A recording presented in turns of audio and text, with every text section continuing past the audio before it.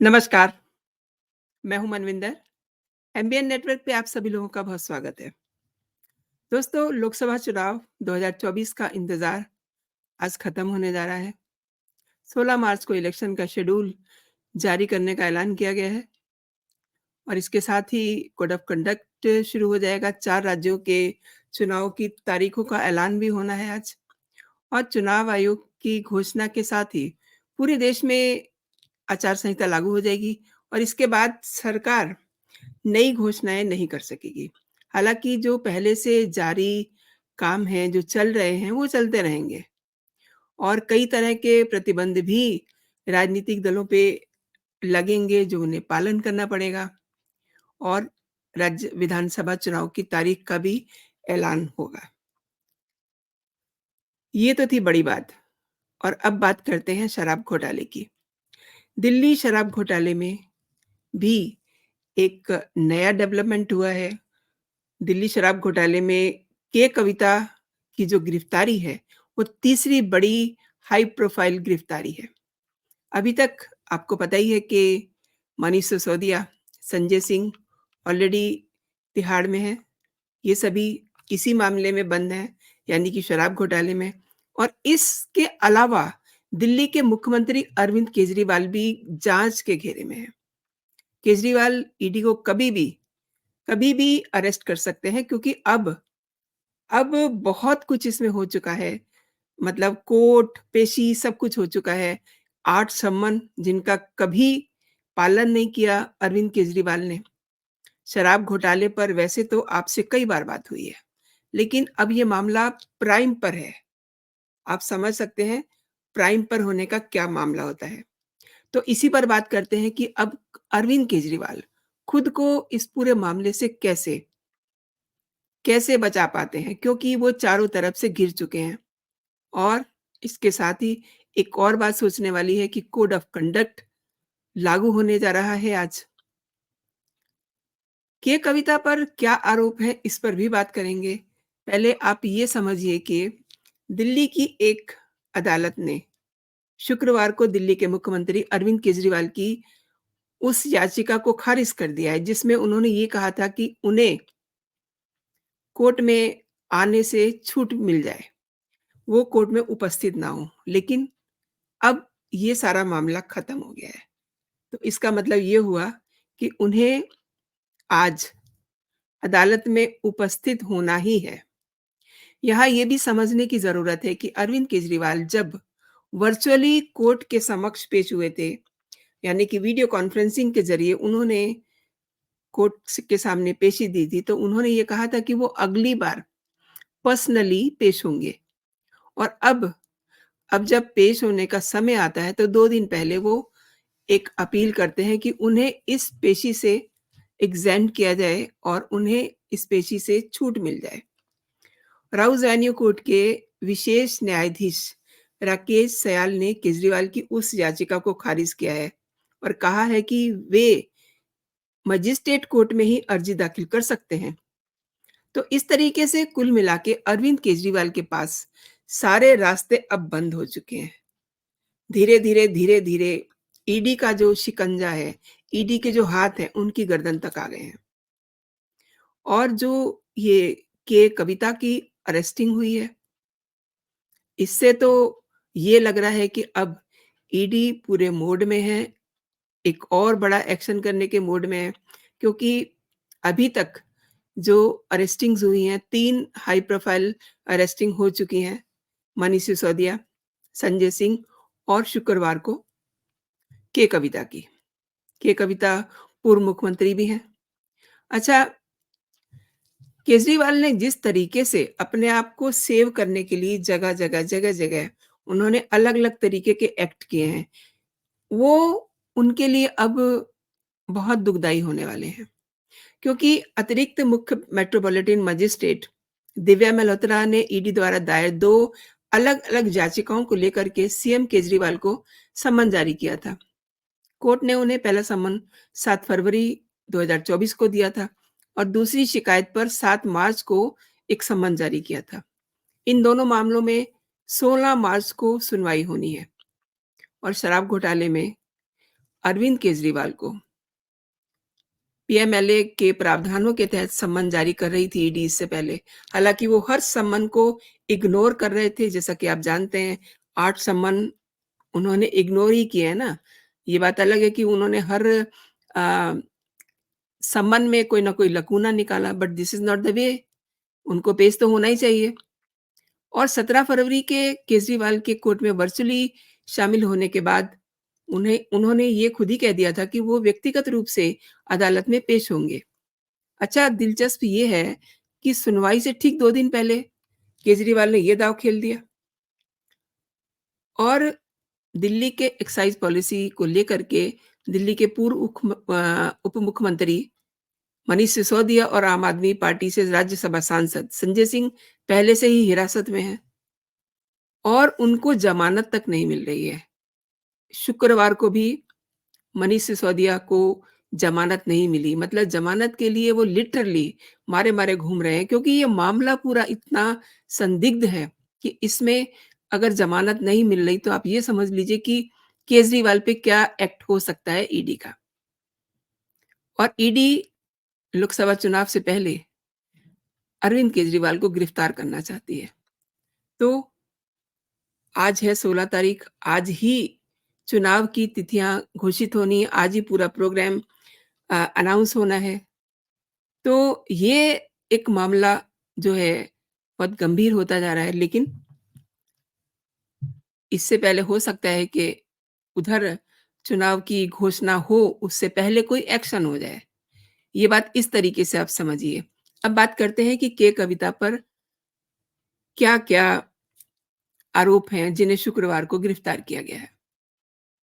ED ने बाकायदा एक इसके लिए प्रेस नोट जारी किया है और ईडी के मुताबिक दिल्ली शराब नीति घोटाले में साउथ ग्रुप भी शामिल था, जिसमें कविता की अहम भूमिका थी। ईडी के मुताबिक इस ग्रुप में हैदराबाद के कारोबारी शरत रेड्डी, वाईएसआर कांग्रेस सांसद मंगुटा, श्रीनिवासुलु रेड्डी, उनके बेटे राघव मंगुटा इस समय सरकारी गवाह बन चुके हैं। इतना ही नहीं, इस कार्टेल की अगुवाई कारोबारी अरुण पिल्लई और अभिषेक बोयिनपल्ली और चार्टर्ड अकाउंटेंट बाची बाबू ने की थी। और ईडी ने पिछले साल पहली बार कविता को आपके संचार प्रमुख विजय नायर के साथ कथित संबंध के मामले में सम्मन भेजा था। ये भी कहा गया है कि कविता लगातार नायर के संपर्क में थी और विजय नायर नीतियों के निर्माण और उनको एग्जीक्यूट करने के दौरान शराब उद्योग के कारोबारियों और राजनेताओं से जुड़ा हुआ था। विजय नायर इज द पर्सन जो इस पूरे मामले में बहुत कहना चाहिए कि उसकी भूमिका जो है बहुत ही ज़्यादा इम्पोर्टेंट है, बहुत ज़्यादा संदिग्ध है। और विजय नायर को जांच एजेंसी ने दिल्ली की शराब नीति घोटाले में गिरफ्तार किया था। ईडी ने कविता की गिरफ्तारी के बाद जो बयान जारी किया है, उसमें पीएमएलए एक्ट के सेक्शन 3 और सेक्शन 4 के तहत मनी लॉन्ड्रिंग के आरोप में गिरफ्तार किया है। आपको याद होगा कि केजरीवाल ने 17 नवंबर 2021 को दिल्ली में नई शराब नीति लागू की थी। सरकार ने अपना ये लॉजिक दिया था कि इस नीति से रेवेन्यू बढ़ेगा। रेवेन्यू बढ़ा, लेकिन सरकार को कुछ नहीं मिला। नीति में कहा गया था कि ब्लैक मार्केटिंग पर लगाम लगेगी, लेकिन ऐसा भी नहीं हुआ। नीति में यह कहा गया था कि ग्राहकों के लिए फ़ायदेमंद साबित होगी, ऐसा भी नहीं हुआ और जल्दी ही ये पूरी शराब नीति जो है विवादों में आ जाती है और इस घोटाले का आरोप 30 जुलाई 2022 को केजरीवाल सरकार ने इसे वापस ले लिया, जब इस पे ज़्यादा विवाद हो गया। और दिल्ली के मुख्य सचिव नरेश कुमार ने उपराज्यपाल विनय कुमार सक्सेना को आरोपों पर अपनी रिपोर्ट सौंपी और उसमें कहा कि नीति को गलत तरीके से तैयार किया गया है। इसमें कारोबारियों को फायदा जरूर है, लेकिन सरकार को कोई फायदा नहीं है। बाकी जो फायदा सरकार को दिखाया जा रहा था, वो सब आप पार्टी के जो लोग हैं, जो नेता हैं, उनकी जेबों में जा रहा था। इसके बाद पूरे मामले की सीबीआई की जांच होती है और उसके बाद सीबीआई ने अपनी रिपोर्ट ईडी को दी। आगे का मामला सब आप रोज सुनते ही हैं कि मनी लॉन्ड्रिंग के एंगल से इस पूरे मसले की जाँच हो रही है। तो दिल्ली के शराब नीति मामले में अब तक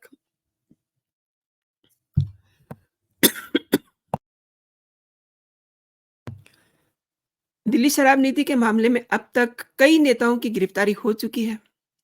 ईडी ने नवंबर 2022 में आपके कम्युनिकेशन इंचार्ज और event management company only much louder के पूर्व सीईओ विजय नायर को गिरफ्तार किया था। 26 फरवरी 2023 को मनीष सिसोदिया और 5 अक्टूबर को संजय सिंह की गिरफ्तारी हुई थी।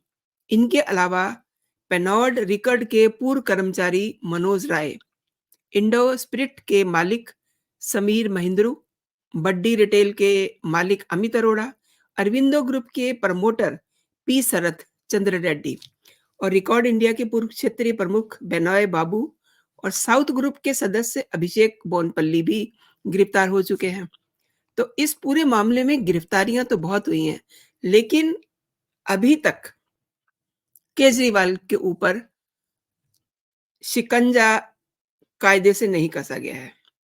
प्रेशर में तो बहुत हैं वो। इस मामले में अकाली दल के पूर्व विधायक के बेटे गौतम मेहलोत्रा, चैरियट प्रोडक्शन के director Rajesh Joshi, south group के सदस्य राघव मंगूटा का भी नाम सुनने में आ चुका है। और जैसा कि मैंने बताया, राघव मंगूटा इस समय सरकारी गवाह बने हुए हैं और उन्होंने बहुत सारी जानकारियां दी हैं। अच्छा, इसमें कई सरकारी गवाह बन चुके हैं, जिन्होंने पूरे मामले को घुमा के रख दिया, क्योंकि जितने लूप होल्स थे सब उन्होंने सीबीआई को बता दिए हैं। इसके बाद दनादन गिरफ्तारियों का सिलसिला चला है। अब आप ये देखिए कि अरविंद केजरीवाल कैसे-कैसे अपने आप को बचा रहे हैं।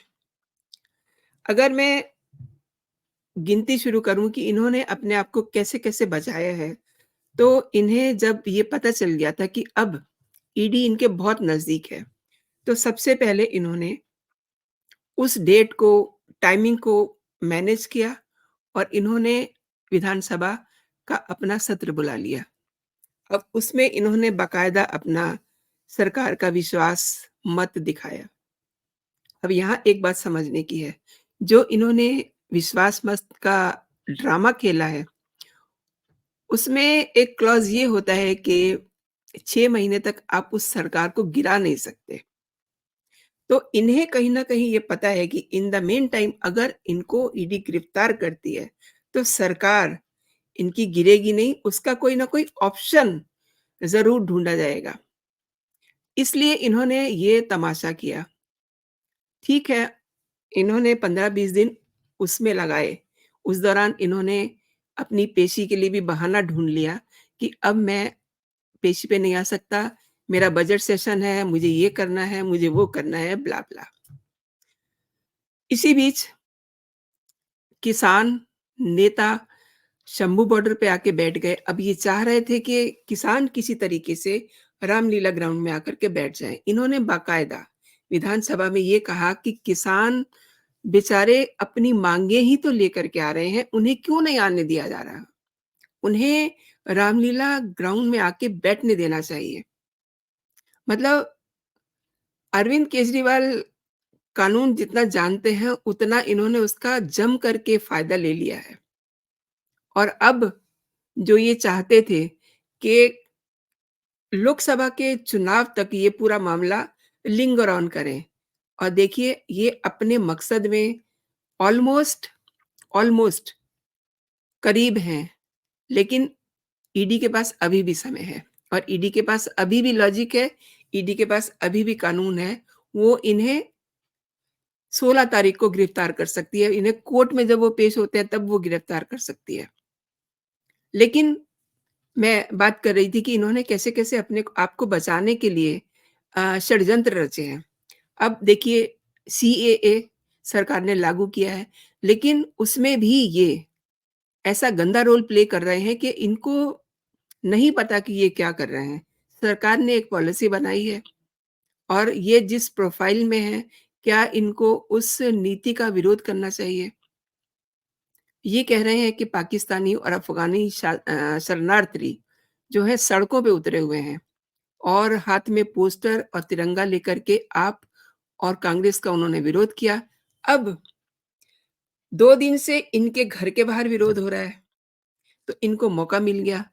इन्होंने बाकायदा एक वीडियो जारी किया और कहा कि ये पाकिस्तानियों की हिम्मत कैसे हो रही है? अच्छा, जो अपने ही लोग हैं, उन्हें ये पाकिस्तानी बता रहे हैं। वैसे ये कितने ईमानदार हैं, आपको बताने की ज़रूरत नहीं है। इनकी सीधी बात होती है गुरपतवंत सिंह पन्नू के साथ, जो खालिस्तान समर्थक है। लेकिन जो प्रदर्शन कर रहे हैं, जो ये कह रहे हैं कि उनको नागरिकता मिलने वाली है, उनसे इन्हें परहेज़ है। तो ये किस तरीके के षड्यंत्र कर रहे हैं? गिरफ्तारी तो इनकी होनी चाहिए, जिससे ये बचे-बचे घूम रहे हैं। और कह रहे हैं कि ये कानूनी तरीके से इन्होंने घुसपैठ की है, देश का कानून तोड़ा है, इन्हें जेल में होना चाहिए, इनकी हिम्मत कैसे हो गई, ये हमारे देश में प्रदर्शन कर रहे हैं, हुड़दंग कर रहे हैं, ब्ला-ब्ला। तो इन्होंने मतलब मैंने आपको बताया ना, किस तरीके से इन्होंने अपने बचने के लिए ये हर दिन रात को जब सोते हैं तो इनको नींद तो आती नहीं है। ये सोचते हैं कि सुबह अगर कोई सम्मन आ गया, तो मेरा अगला कदम क्या होगा? सबसे पहले तो आतिशी मार्लेना एक प्रेस कॉन्फ्रेंस करती हैं और इनकी हर दिन एक ना एक प्रेस कॉन्फ्रेंस होती ही है, जिसमें ये अपना रोना रोते हैं। अब अब आजकल ये कोर्ट में चले गए हैं, तो इन्हें लग रहा था कि वहाँ से इन्हें कोई फ़ायदा मिलेगा, लेकिन वहाँ से भी इन्हें झटका लग गया है। तो बचा आज का दिन और आज ही कोड ऑफ कंडक्ट लगने वाला है। तो दोस्तों, ये देखना बहुत ही दिलचस्प होगा कि आज आज जब अरविंद केजरीवाल कोर्ट में जाएँगे, तो उसके बाद क्या-क्या होता है? क्या इनकी अरेस्टिंग होती है? ये देखना बड़ा इंटरेस्टिंग होगा। क्या इनको इन पे हाथ डालने से ईडी बैक फुट पे जाएगी?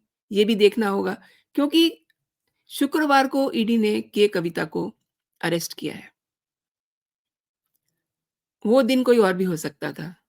इसका मतलब ये है कि ईडी भी बड़ा एक्शन करने के मूड में है।